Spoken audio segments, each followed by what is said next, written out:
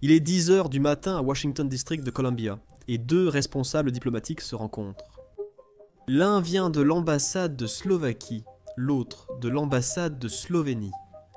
Chaque mois, ces deux personnes se rencontrent pour échanger le courrier qui a été adressé par erreur à l'autre en raison de la similarité des noms de leur pays. Dans le monde entier, les ambassades de ces deux nations rencontrent probablement le même problème, et il y a même des rapports faisant état de touristes moins attentifs qui réservent accidentellement des vols vers la mauvaise destination de vacances. Pour la même raison. Sur une note plus sérieuse, en 2004, le Premier ministre italien de l'époque, Silvio Berlusconi, a assisté à une conférence de presse à Rome en compagnie d'Anton Rop, le Premier ministre de la Slovénie, à ce moment-là. Berlusconi a déclaré aux journalistes « Je suis ravi d'être ici avec le Premier ministre slovaque », illustrant encore l'un de ses nombreux moments amusants. Non seulement les deux noms de pays sont très similaires, mais ils signifient aussi la même chose. La Slovaquie vient du mot natif slovensko, qui signifie terre des slaves, et la Slovénie, cela signifie exactement la même chose. Ça n'aide pas leur cause que leur drapeau soit aussi très similaire. Le drapeau de la Slovénie est un tricolore horizontal blanc, bleu et rouge, avec ses armoiries en haut à gauche, tandis que celui de la Slovaquie est, devinez quoi, un tricolore horizontal blanc, bleu et rouge, avec ses armoiries sur le côté gauche, un peu plus bas.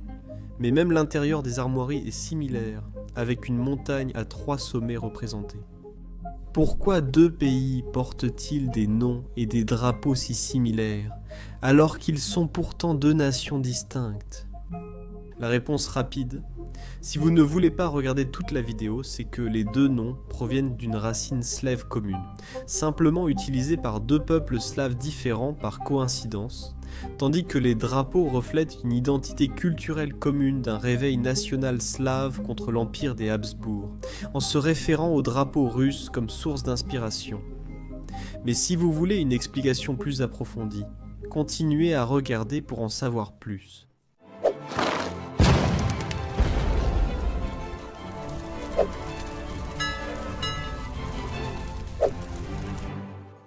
La Slovénie et la Slovaquie, deux petits pays pittoresques nichés en Europe centrale et orientale, ont une longue histoire, souvent frustrante, d'être confondus l'un avec l'autre. Si vous avez déjà du mal à vous souvenir lequel a une côte ou borde l'Ukraine, ou si vous avez dû chercher lequel faisait partie de l'ex-Yougoslavie ou de la Tchécoslovaquie, même si le nom aide un peu, vous n'êtes pas seul. Même des diplomates expérimentés, des présentateurs de journal télévisé ou des dirigeants mondiaux ont fait cette erreur. La confusion provient d'une cause très précise, leur nom, mais aussi leur drapeau, leur proximité géographique, ainsi que leurs racines culturelles et linguistiques communes dans le monde slave. La Slovénie et la Slovaquie sont toutes deux devenues des pays indépendants au début des années 1990. Toutes deux portent des noms qui commencent par slove et utilisent des variantes du tricolore panslave blanc, bleu et rouge. Si quelqu'un décidait de créer deux nations fictives dans le but précis de semer une confusion sans fin sur les plaques nominatives diplomatiques et les graphiques olympiques, il inventerait probablement quelque chose comme la Slovénie et la Slovaquie. Pourtant, malgré toutes leurs similitudes apparentes, ces deux pays sont culturellement, linguistiquement, géographiquement et même historiquement très différents. L'un parle une langue slave de l'Ouest étroitement liée au tchèque, l'autre une langue slave du Sud semblable aux croates et aux serbes. Ils sont proches l'un de l'autre, à seulement 400 km de distance, mais ils sont pourtant très différents. La Slovaquie est un pays enclavé situé presque au centre exact de l'Europe. Elle est bordée par la Pologne au nord, l'Ukraine à l'est, la Hongrie au sud, l'Autriche à l'ouest et la Tchéquie au nord-ouest. Sa position centrale en a historiquement fait un carrefour de divers empires, armées et cultures. Cette situation géographique a aussi fait que la Slovaquie a souvent été sous l'influence de puissances plus grandes, comme le Royaume de Hongrie, l'Empire austro-hongrois et plus tard la Tchécoslovaquie. Sur le plan topographique, la Slovaquie est dominée par les Carpates, en particulier les Hautes Tatras au nord, qui forment une frontière naturelle avec la Pologne. Ces montagnes, visuellement impressionnantes, sont aussi des symboles majeurs de l'identité slovaque dans l'imagerie nationale et la littérature. Le relief descend vers des collines et vallées au sud, où le bassin fertile du Danube favorise agriculture et développement urbain. Bratislava, la capitale slovaque, se trouve au bord du Danube, à une très courte distance de Vienne et de Budapest, ce qui en fait l'une des rares capitales au monde située aussi près de deux autres capitales étrangères. La situation géographique de la Slovaquie a fortement influencé son économie et ses transports. Le nord montagneux freine l'industrie, alors que le sud, plus peuplé, est plus productif en agriculture. La Slovénie, en revanche, n'est pas enclavée. Elle a un littoral court mais notable d'environ 47 km sur la mer Adriatique, entre l'Italie et la Croatie. Cet accès à la mer place la Slovénie à l'intersection de l'Europe alpine, méditerranéenne et balkanique. Elle est bordée par l'Italie à l'ouest, l'Autriche au nord, la Hongrie au nord-est et la Croatie au sud-est. Sa diversité géographique est l'une de ses caractéristiques majeures. Les Alpes juliennes dominent la partie nord-ouest du pays, et au sein de ces montagnes se trouve le mont Triglav, le plus haut sommet du pays, et un symbole central de l'identité nationale slovène. C'est la montagne, à 3 sommets, que l'on voit sur le drapeau et les armoiries de la Slovénie. Le centre et l'est de la Slovénie présentent des collines, plateaux et vallées fertiles, tandis que le sud-ouest abrite le karst, célèbre pour ses formations géologiques spectaculaires. La partie sud-ouest s'ouvre également sur la côte adriatique, ce qui lui confère une identité maritime dont la Slovaquie est totalement dépourvue. Malgré sa petite taille, la Slovénie fait un peu plus de 20 000 km². Elle englobe une extraordinaire variété de climats et de paysages. En une journée, vous pouvez randonner dans les Alpes, nager en mer et explorer des vignobles. Ces diverses configurations géographiques ont fortement influencé leur développement politique et culturel. La position centrale de la Slovaquie l'a rendue vulnérable à l'absorption par de grands empires comme l'Empire austro-hongrois, puis un partenaire logique des Tchèques, pour créer la Tchécoslovaquie en 1918. La position plus occidentale et méridionale de la Slovénie, et surtout son accès à la mer, l'ont lié à des trajectoires historiques différentes, notamment son intégration dans la Yougoslavie. L'isolement de la Slovaquie de la mer l'a orienté vers l'agriculture et son industrialisation s'est faite plus tard sous le régime communiste tchécoslovaque. La Slovénie bénéficiait de liens commerciaux anciens grâce au port de Koper, et sa proximité avec l'Italie et l'Autriche a favorisé l'influence occidentale, surtout après la Seconde Guerre mondiale. Même sous le socialisme yougoslave, la Slovénie était la république la plus développée économiquement et la plus liée à l'Occident. Au-delà de la géographie et du relief, les habitants de la Slovénie et de la Slovaquie sont aussi essentiels pour comprendre leurs différences. Bien que les deux pays soient relativement petits, à l'échelle européenne ou mondiale, leur composition démographique, la taille de leur population, leur minorité ethnique et même leurs caractéristiques linguistiques révèlent beaucoup de choses sur leurs identités respectives. Bien sûr, ils sont tous deux slaves, mais différents. La Slovaquie compte environ 5,4 millions d'habitants, et la Slovénie environ 2,1 millions. C'est plus du double, même si les pays ne sont pas si différents que ça en taille. La Slovaquie a une population totale plus élevée, mais la Slovénie est plus densément peuplée dans certaines régions urbaines et côtières. La Slovaquie, avec sa population plus importante et sa capitale plus centrale, a une voix un peu plus forte au sein de l'Union européenne et de l'OTAN. L'homogénéité ethnique est un point de comparaison clé. Les deux pays sont relativement homogènes sur le plan ethnique, par rapport à des États plus multiculturels, mais chacun comprend des communautés minoritaires historiquement importantes. Les Slovaques représentent environ 83 à 85% de la population en Slovaquie. La minorité hongroise, deuxième groupe en importance, représente environ 8% de la population, surtout dans le sud près de la frontière hongroise. Je suppose que c'est pour cela que la Hongrie était en colère à cause du traité de Trianon. Un autre groupe important est celui des Roms, la population tzigane, officiellement estimée à environ 2%, mais certaines estimations non officielles la situent souvent plus près de 5 à 10%. La Slovénie est très homogène ethniquement, environ 83% de la population se déclarant slovène.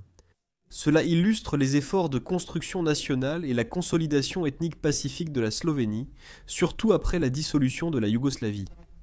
Cela dit, La Slovénie abrite quelques groupes minoritaires, notamment les Bosniaques, les Croates et les Serbes. Ils ont migré, à l'époque yougoslave, beaucoup sont partis après la dissolution, mais certains restent, représentant 6 à 7% de la population. Les deux pays parlent des langues slaves, ce qui explique la similarité de leurs noms, mais ces langues ne sont pas mutuellement intelligibles. Le slovaque est une langue slave occidentale apparentée au tchèque et au polonais. Le slovaque et le tchèque, en particulier, partagent un haut degré d'intercompréhension, ce qui a été renforcé pendant les décennies de la Tchécoslovaquie. Le slovène, ou slovénien, est une langue slave du sud, proche du croate, serbe et bosniaque. Elle est connue pour avoir un nombre inhabituellement élevé de dialectes, plus de 40, ce qui est surprenant pour un pays de si petite taille, c'est assez étonnant. Cette variation dialectale est due au terrain montagneux, qui a historiquement conduit à des communautés relativement isolées. La religion a aussi contribué à façonner les identités nationales, bien que les deux pays deviennent aujourd'hui plus laïques. En Slovaquie, environ 60% de la population est catholique romaine, religion dominante. L'Église occupe encore une place assez importante dans la vie publique, surtout dans les régions plus rurales. La Slovénie est majoritairement catholique romaine, avec 57% de la population s'identifiant ainsi. La pratique religieuse est généralement moins élevée qu'en Slovaquie. La société slovène est plus laïque, surtout dans les centres urbains comme Ljubljana et Maribor. Il existe également des minorités musulmanes et orthodoxes, notamment parmi les populations minoritaires bosniaques et serbes. La Slovaquie compte plusieurs grandes villes en plus de sa capitale, notamment Košice, Prešov, Žilina et Nitra. La Slovénie, plus petite, a moins de grandes villes. La capitale Ljubljana est de loin le plus grand centre urbain, et elle sert de centre culturel, politique et économique. Parmi les autres villes notables figurent Maribor, Selj et le port important de Koper.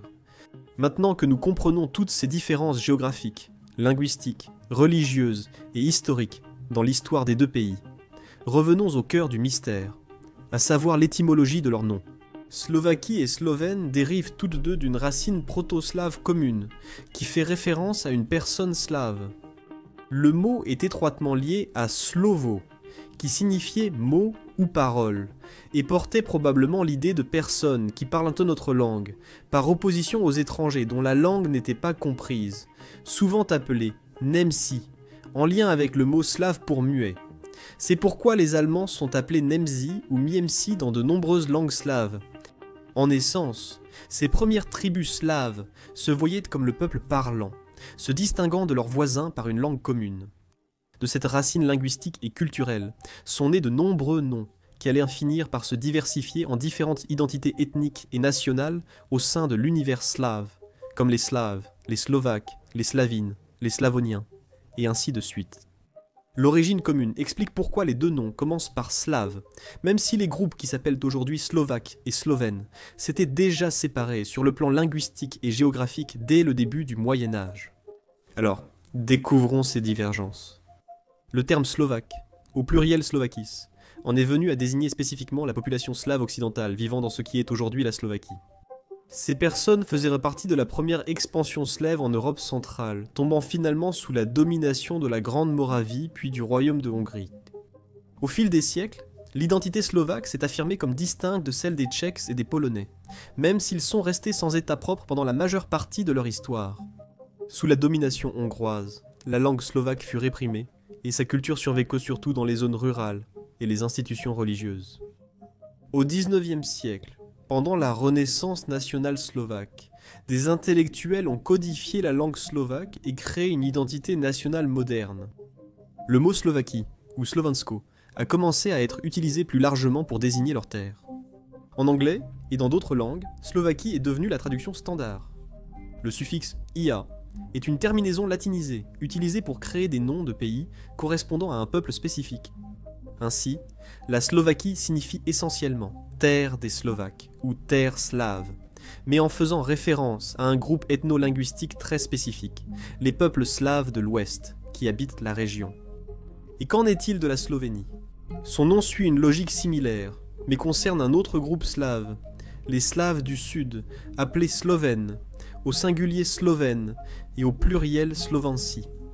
Ces peuples se sont installés dans les Alpes orientales et les Balkans occidentaux lors des migrations slaves des 6e et 7e siècles. Initialement organisés en entités comme la Carantanie, ils finirent par passer sous la domination des puissances germaniques, puis des Habsbourg. Le nom Slovénie a émergé au XIXe siècle lors du réveil national slovène, en parallèle à d'autres mouvements européens. Il s'inspirait du nationalisme romantique et de l'idée d'autodétermination ethnique. Les Slovènes ont affirmé leur unité culturelle et linguistique malgré leur division entre provinces habsbourgeoises. Comme Slovensko, la Slovénie signifie « terre des Slovènes ». Encore une fois, le suffixe intelligence artificielle est une désignation de style latin. Il est courant dans de nombreuses langues européennes. Mais il est important de noter que les Slovènes désignent leur propre nationalité par un mot distinct, Slovenci, et leur langue comme Slovencina. Ces différences subtiles mais assez significatives les distinguent dans leur propre système linguistique, mais elles peuvent prêter à confusion en anglais ou en français, où les noms sont presque identiques. Il convient toutefois de noter qu'aucun de ces pays n'a pu choisir entièrement seul le nom sous lequel il est reconnu à l'international. Les noms ont changé via leur usage dans d'autres langues, comme le latin, langue de la diplomatie européenne durant des siècles, et l'allemand, longtemps langue administrative d'une grande partie de l'Europe centrale. Dans les documents latins, les territoires slovaques étaient parfois désignés de manière générique, comme faisant partie de la Slavia, de la Slavonie ou de l'Hungaria supérieure. De même, les terres slovènes étaient regroupées sous la Carniole, la Styrie ou la Carinthie, selon la région des Habsbourg à laquelle elles appartenaient. Ces noms étrangers ont influencé la façon dont l'anglais et d'autres langues mondiales désignent ces peuples et leurs terres. Les noms issus de ce processus sont devenus presque identiques dans de nombreuses langues.